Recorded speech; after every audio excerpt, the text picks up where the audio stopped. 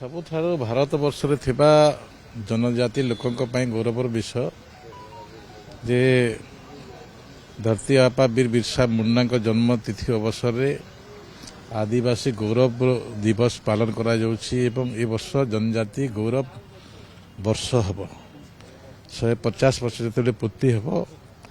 ସବୁଠାରୁ ବଡ଼ କଥା ହେଲା ଏ ଦିନ ଯେଉଁ 15 ତାରିଖ ଦିନ ହେବ 15 ତାରିଖ ଦିନ ଆଦିବାସୀମାନଙ୍କ ଯେଉଁ ଅଧିକାର ଅଛି, ଯାହା ସାମ୍ବିଧାନିକ ବ୍ୟବସ୍ଥା ଅଛି, ପେଶା ଆଇନ ଅଛି, ଆମର ଜଙ୍ଗଲ ଅଧିକାର ଆଇନ ଅଛି, ଏସବୁ ଯେଉଁ ଆଇନରୁ ସେମାନେ ବଞ୍ଚିତ ହେଉଛନ୍ତି, ସମୟ ସମୟରେ ନିର୍ଯାତିତ ହେଉଛନ୍ତି, ଏ ବିଷୟକୁ ଅତି ଗୁରୁତର ସହିତ ଯଶସ୍ୱୀ ପ୍ରଧାନମନ୍ତ୍ରୀ ଭାରତବର୍ଷର ନରେନ୍ଦ୍ର ମୋଦି ତାଙ୍କୁ ଆଧାର କରିଛନ୍ତି ଏ କାର୍ଯ୍ୟକୁ ତ୍ୱରାନ୍ୱିତ କରିବା ପାଇଁ। ଏବଂ ମାନ୍ୟବର ମୁଖ୍ୟମନ୍ତ୍ରୀ ଓଡ଼ିଶାରେ ଯେଉଁ 33ରୁ 34% ଜନଜାତି ଲୋକ ଅଛନ୍ତି, ଜନଜାତିଙ୍କର ଉତ୍ଥାନ ବିକାଶ ବିଭିନ୍ନ ସେକ୍ଟରରେ କେମିତି ହେବ, ସେ ଅଧିକାରରୁ ସେମାନେ କେମିତି ବଞ୍ଚିତ ନ ହେବେ, ସେଥିପାଇଁ ତାଙ୍କର ବି ତତ୍ପରତା ଅଛି। ମୋର ବିଭାଗ ପଞ୍ଚାୟତିରାଜ ବିଭାଗ ପେଶା ଏବଂ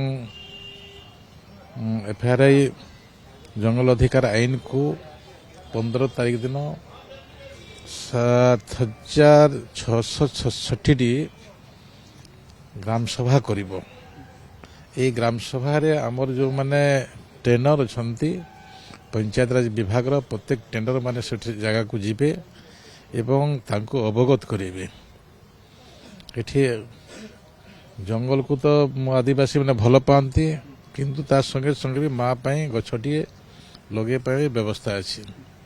ଏ କାର୍ଯ୍ୟକ୍ରମ ଯଦି ଠିକ୍ ଭାବରେ ଚାଲିବ ଏବଂ ପେଶା ଜଙ୍ଗଲ ଅଧିକାର ଆଇନକୁ ଯଦି ଆଦିବାସୀମାନେ ବୁଝିପାରିବେ, ନିଶ୍ଚିତ ଭାବରେ ତାଙ୍କର ଉନ୍ନତି ହେବା ସଙ୍ଗେ ସଙ୍ଗେ ବି ଦେଶର ଉନ୍ନତି ହୋଇପାରିବ। ସେ ଦୃଷ୍ଟି ନେଇ ଏ ପ୍ରକାର ଚିନ୍ତନ କରାଯାଇଛି। ମୁଁ କହିଛି এই সেশନରେ ଆମେ ତାକୁ ଆଣିବା ପାଇଁ ଆମେ ପ୍ରୟାସ କରୁଛୁ।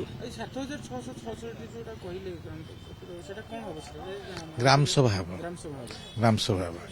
ତାଙ୍କର ଗ୍ରାମ ଯେଉଁଠି 50%ରୁ ଅଧିକ ଜନସାଧାରଣ ଅଛନ୍ତି ସେଠି ଗ୍ରାମସଭା ହେବ ଏବଂ ସେ ପ୍ରକାର ଆମେ ଡିରେକ୍ସନ ଦେଇଛୁ।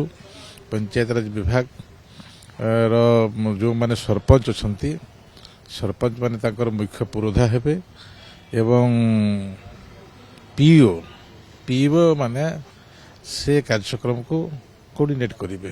ଏ ପ୍ରକାର ବ୍ୟବସ୍ଥା ଭିତରେ ଟେଣ୍ଡର ମାନେ ଯାଇ ସେ ତାଙ୍କୁ ବିସ୍ତୃତ ଭାବରେ ପେଶା ଏବଂ FRI ଆଇନକୁ ଲୋକଙ୍କ ପାଖରେ ପହଞ୍ଚାଇବେ।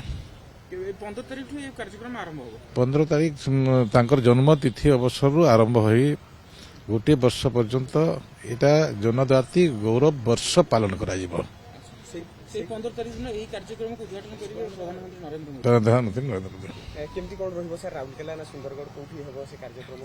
ବର୍ତ୍ତମାନ ସୁଦ୍ଧା ରାଉରକେଲା ଆସିବା ପାଇଁ ସେ ସିଦ୍ଧାନ୍ତ କରିଛନ୍ତି।